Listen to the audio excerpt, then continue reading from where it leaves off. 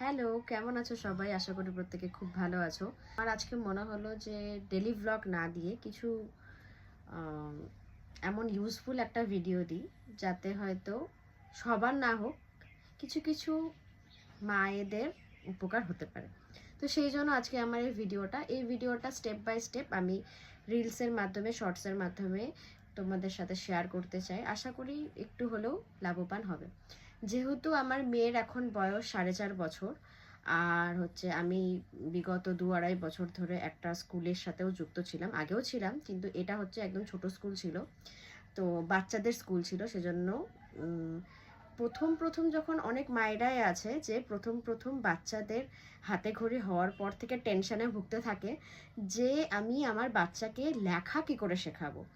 সব থেকে বেশি বিশ্বাস করো যে পাভি যখন প্রথম লেখা ধরে, ওকে আমার লেখা শেখাতে প্রচণ্ড পরিমাণে খুব স্ট্রাগল করতে হয়েছিল। মাঝে মাঝে রাগ উঠতো, মারতে ইচ্ছা করতো, কিন্তু সেরকম করলে তো বাচ্চা বুঝবে না, কারণ ওর মধ্যে ওই বোঝার ক্ষমতাটাই জিনিসটাই নেই।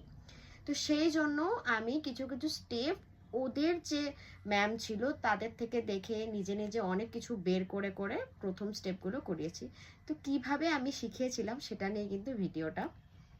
তো ফার্স্ট যে স্টেপটা আমরা করতে পারি সেই স্টেপটা হলো, প্রথমে বাচ্চার জন্য একটা খাতা কিনে নাও, যে খাতাটা ওটা নষ্ট করবে এটা জেনেও তুমি জানো যে এই খাতাটা আমি রাখবো যাতে ও নষ্ট করতে পারে। তো একটা খাতা আর একটা কালার পেন্সিল ওর জন্য রেডি রাখো।